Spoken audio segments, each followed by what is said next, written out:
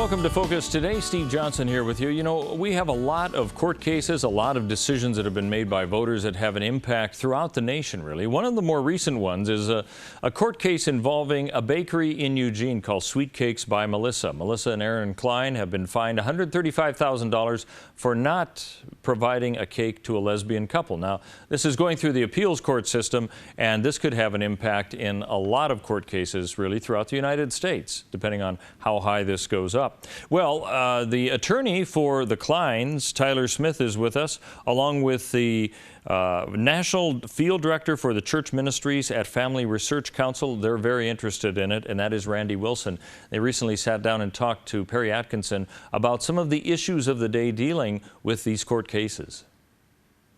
Well, great to have with us in the studio today. First of all, good to see again Randy Wilson. He is the National Field Director for the Family Research Council. Welcome back, Randy. Good to see you again.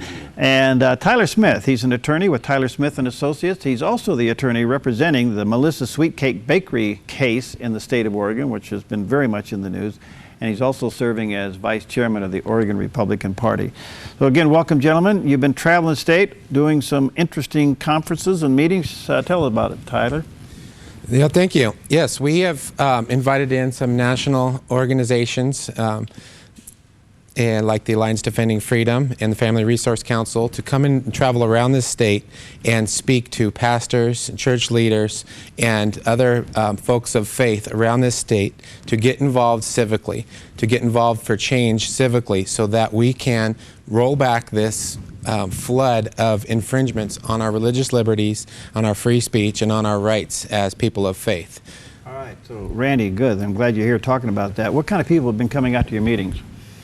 Perry, we've had pastors, of course, which is a drive for me, but also school administrators, other non-profit organizations that are coming to hear what's coming down the pike, specifically after the June 26th opinion that the United States Supreme Court handed down regarding marriage in our land. I mean, talk about redefining marriage. Right. You know, who are those 5 attorneys that change the dynamic of marriage for this country and in so many ways are impacting us. So that reaches into our private worlds, our nonprofits, the churches certainly, but the school administrators and the schools in general are probably at most risk right now.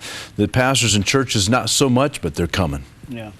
The key here to both of you, and Randy, addressing to you, are pastors hearing this message? Do you think they're starting to understand if they don't themselves get engaged and engage the activity of their parishioners, we're in trouble?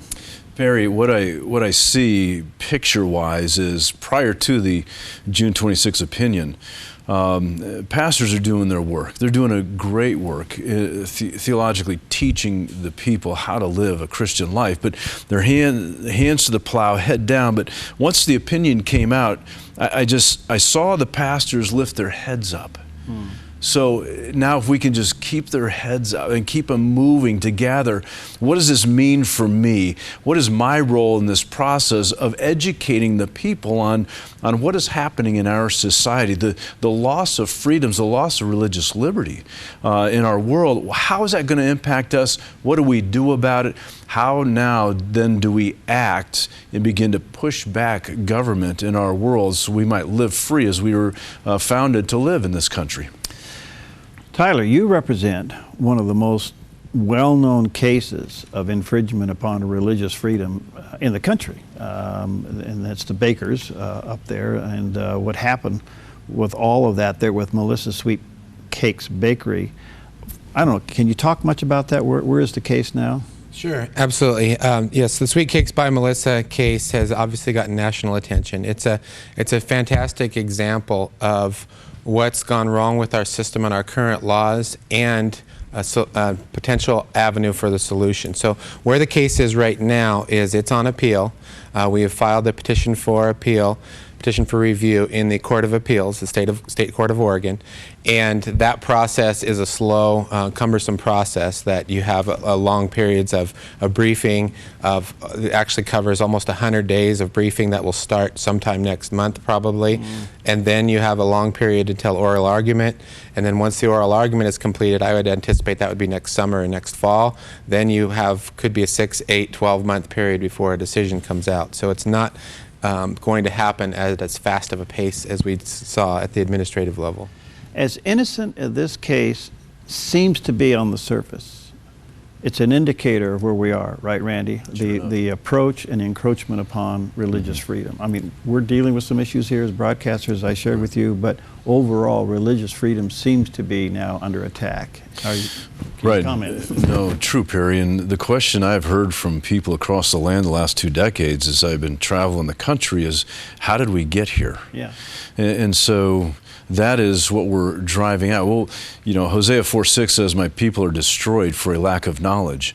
And the other thing I have found out talking with pastors and other church leaders these last number of years is they only have a working knowledge of our history back to about the Vietnam War.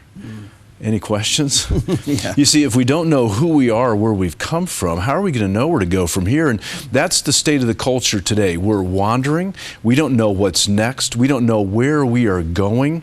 And we're scrambling for an understanding of what do we do now. And that's why this ministry to pastors, not to tell them what to do, but to support, encourage, and resource them, that Watchman on the Wall is. We are standing alongside of pastors, having conversation, building relationships with them, and then helping them understand the issues from a biblical perspective and providing resources for them then to teach their people on the issues, because people stay out of conversations. They don't open their mouth. They don't know anything about it, right? So we're trying to help educate the people today, not only know and understand our history, which is huge, but how then do we respond biblically in a strong but a loving manner and connect the dots.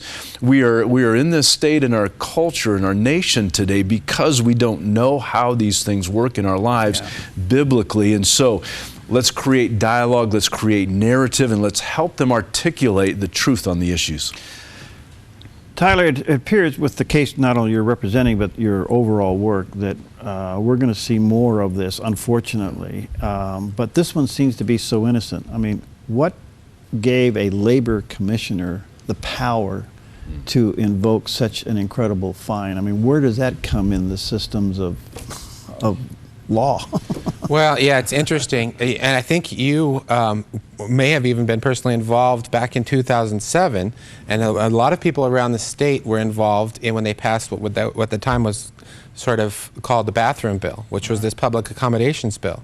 And if you remember, this is a good example where civic activism has to start happening with people of faith, because that particular bill was sought to be referred to the voters, if you recall.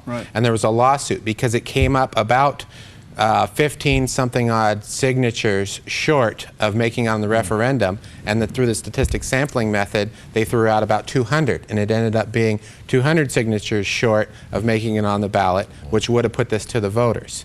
And so that kind of thing, this was a statute, ORS 659A, 003, 006, and 009, are the statutes that are in play here, but those were within a hair's breadth.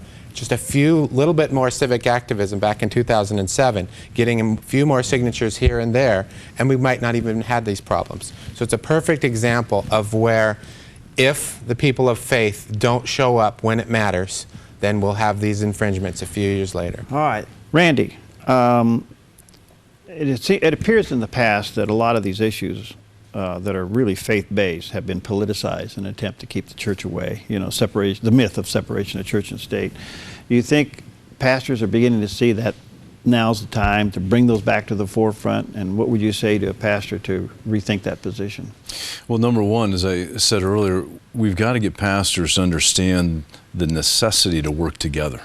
They got to know they can't do this work alone. And so connect with other pastors and pray together, talk with one another, and ask God for strategies for their communities and how they need to communicate on the issues of the day. The people are desperate to know the truth. In fact, Barna did a poll, and he lined out the top 12 things of what the people want to hear in the pews.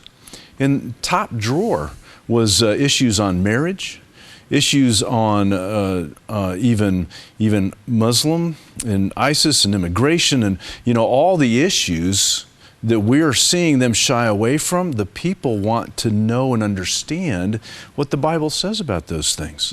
So they're believing a false narrative that the people that want to hear that, if they speak on these issues today, they will go away. That is just not true. And it also speaks to the fact that they don't understand their history either, because you go back to the Johnson Amendment. Where did all this start?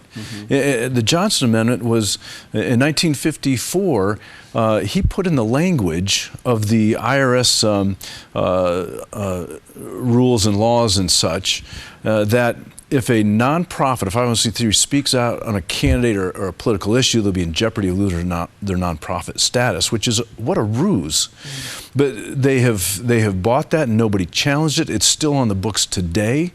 And so they've been teaching that now for a couple cycles, generations, if you will, in the seminaries. And so the pastors are going, well, I just want to obey the law. And so they don't speak on the issues today. So they don't understand. We are encouraging them with this information. We're bringing the history to them. And then this is a First Amendment issue, and we're encouraging them to stand up, be bold in their pulpits. And the Alliance Defending Freedom organization is there, and many other legal organizations that will stand with them. If they will just stand up, speak the truth on what the Bible says about the issues, they are covered in this land. All right, let me just say before we take a break that both Randy and Tyler are here in the state. They've been going around speaking and holding and bringing churches together, doing exactly what Randy just suggested. And let me encourage you to talk to your pastor about getting involved as well. We'll take a quick break. We'll be right back.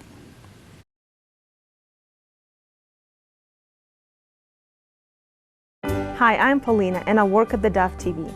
Did you know that when you support theDove TV, you have a profound impact, not only in our community, but around the world? It's your continued support that takes the inspiration and hope in the programs we produce and makes them available to the thousands of people who are watching these videos online every week. Help bring encouragement and hope to our valley and beyond by making a secure online donation today at our website, thedove.us.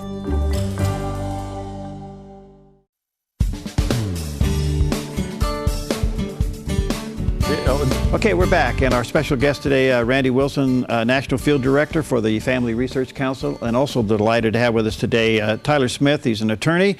He's handling the Sweet Cakes by Melissa case that has been very much in the news nationally, and he's also vice chair of the Oregon Republican Party. You know, I want to say to both of you guys, here at the Dove, we receive hundreds, if not thousands, of responses a month. In fact, last month we had over 91,000 YouTube responses to our programming. It all boils down to two things. What is truth, and who can I trust? Now, in some ways, it's a mandate of the church to get involved. Right. I mean, because we know the truth, and we know who is the truth. But everything's coming against us. I don't know, Tyler, if you're seeing more of a pushback on our religious freedoms in the state of Oregon. I assume you are with this case, but how bad is it? Well, it's very bad, Perry. It's what I see and how I describe it is it's an incremental attack on opinions, and those opinions are opinions that are based on faith. Mm-hmm. You hear it in various different formats, and you hear it in various different nuances. It's an attack. It says you can't believe that. You can't hold that opinion. If you do something based on that opinion, then you're going to be in violation of the law. We'll come after your finances. We'll come after you with violations, with your licenses, judicially, take away your money. All those things, there's attacks on the opinion, and the opinions that are under attack are religious beliefs. Okay. Boy. Randy, you ever think we'd see that day in America? Never did. Because you made the statement earlier that your 501c status would be in jeopardy. Mm-hmm. Now, that doesn't say that you'll lose it. That's right. That's a ruse. That's a big difference. It is, and that's why we must understand. We must listen to guys like Tyler. And we're encouraging pastors to have the attorneys come in and help understand. That's why this tour is so important, and there's other tours going on across the country in different states to help pastors understand what their legal rights are, where they are standing, and what they can speak about. And so you're right. The ruse that they not speak on the issues because the politics, marriage, life issue has been redefined to be political. Yeah. And so pastors, they want to obey the law. Sure. But if they don't understand the law, how can they obey it correctly? You know, the people are desperate to know the truth. And Barna did a poll that spells out the top 12 things that people in the pews want to hear from the pulpits. It's the marriage issue. It's the life issue. It's the homosexual issue. It's all these top tier issues, and the pastors aren't speaking about it. So we're coming alongside, partnering with Alliance Defending Freedom, helping get that knowledge out. We're encouraging through Watchmen on the Wall for pastors to pray, preach, and partner. We've got all of this information on our website in booklet form to get into their hands. We've also got a manual called the Culture Impact Team, where this isn't for pastors, but it's for the pastors to give their people to stand up a Culture Impact Team, to be his conduit of information into the church. Right. So it's not something more on his plate, but he can still educate his people through developing a team and leading a team in his church. All these things are readily available on the web, watchmanpastors.org, cultureimpact.org. It's all there if pastors will come to it and connect with each other, work with each other, and then have a vision of involvement in their community. Tyler, as an attorney representing 501(c) cases and others, it appears to me, of all the things, and even what Randy is talking about, the number one thing would be to get pastors to encourage their parishioners to register to vote and to vote. Absolutely. We know the numbers are there. If the faith community would rise up and register and vote, you can sway any election in almost any county in any state. Absolutely. And that would, mathematically speaking, you're exactly right. There are numbers of examples, whether it's federal races, presidential races, local state races, where if the people of faith will turn out, it'll change that election. And even more so, if the pastors should, talking about the 501(c)(3s, pastors should feel absolutely free to, from their pulpit, preach about the biblical truth as it relates to the issues of the day, any one of the issues of the day. There is absolutely zero risk that anyone should feel about talking about biblical beliefs, biblical values as they relate to the issues that we're facing in our society today. They have no risk on that. They only start having risk if they start spending money or talking about particular candidates or doing mailers on particular candidates. They can actually talk about a candidate and that candidate's beliefs as they relate to their biblical truths without risk. Just no endorsement. So no endorsement, and you can't spend money on it. You can't have only one side of one candidate in a race come and speak when the other one doesn't get a chance to speak. The pastors should have very little fear if they study and understand what the rules are. There's a lot of resources. AllianceDefendingFreedom.org, Family Research Council has the Pulpit Freedom Sunday that's been out there. And there's websites and there's materials that outline these for a pastor. And it would not take a pastor very long to get up to speed on what they can and can't do if they go and check these resources. And they would feel much more safe, and they would be able to beat back that fear of darkness that everybody's booming down on them, that makes them afraid to have these kinds of conversations. The other part of the equation is I think there are a lot of bold patriot pastors. I really are, and I think you allude to that, Randy. There are a lot of them that just really on the front line doing what they can, but they're not backed by their board. The board may be split. That forces the pastor to be reserved. Yeah. What can you say to that? Well, again, partnering, working with other pastors in the community to help educate their board, because obviously if they're not wanting them to talk about the issues of the day, they don't understand what the First Amendment actually means and what it says. And then, you know, just encouraging them to look around at the culture and why it is in the state that it is in. And it's because the pastors are not teaching their people what the Bible says about the issues, and then how to articulate that into in conversations at the workplace, in their communities, in their neighborhoods, to get the truth out there. You know, you have a great treasure here in the Valley in Denny Stahl, Calvary Chapel Grants Pass. He's one of our, what we call a P50 pastor that we work specifically with in Oregon. We have many others across the country as well. But Denny is one of those that will come and speak with any group of pastors, any pastor one-on-one, to help them, to be an encouragement to them, and then to give testimony of what happens when he speaks the truth on the issues of the day, how the people respond to it, the encouragement it brings, and how it emboldens them then to stand in the community. And he raises all the levels in a particular community to be involved.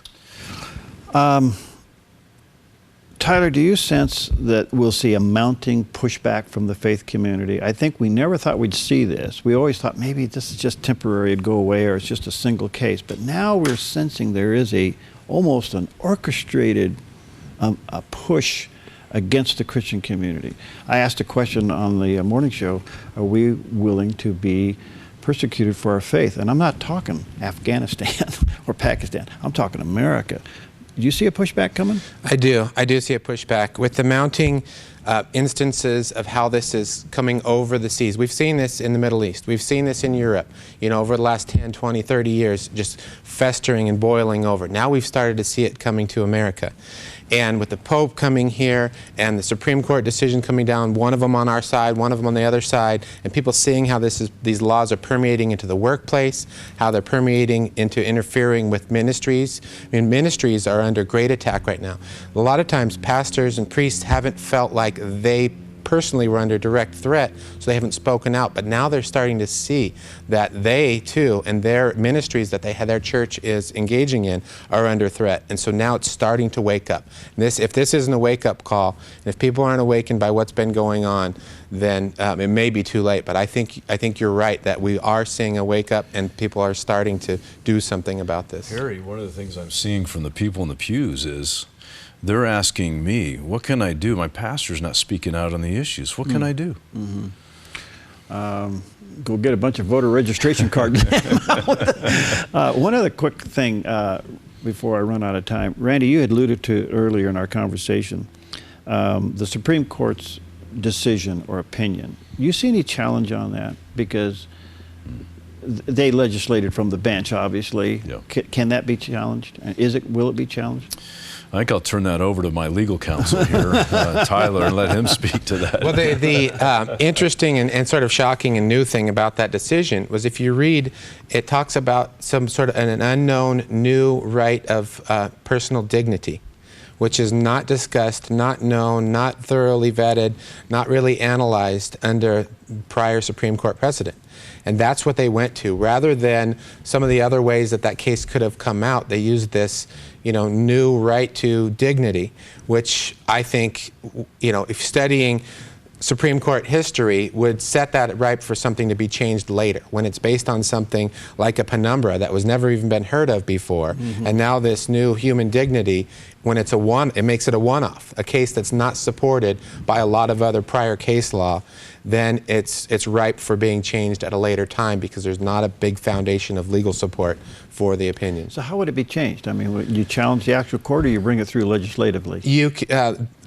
Supreme Court precedent is only changed through later Supreme Court decision. Okay, so. Or constitutional amendment. I mean, you could amend the Constitution in theory. The next president's appointments are critical. Yes. They are.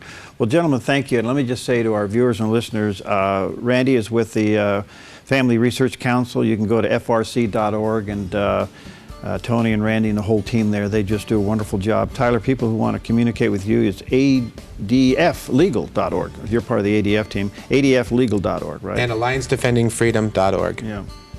Okay. What's next, Randy? What do you see coming down? Well, we've got work to do in the 2016 election. It's all about educating, right? Yeah. And, you alluded to people wanting to know who to trust. That's the number one thing pastors want to know. They're looking out there going, who do I trust to give me the information that I need to speak correctly to the issues of the day? They don't want to be wrong, and rightfully so. Yeah. So we're pushing out this information. Everything that we do is well researched, footnoted, biblically referenced. They can trust this information, but now we have to work together. We got to ask the right questions so that we can move this country in the right direction. Thank you, gentlemen. Thanks for what you do. Yeah. Blessings Thanks, on you Perry, both. for what you do. All right.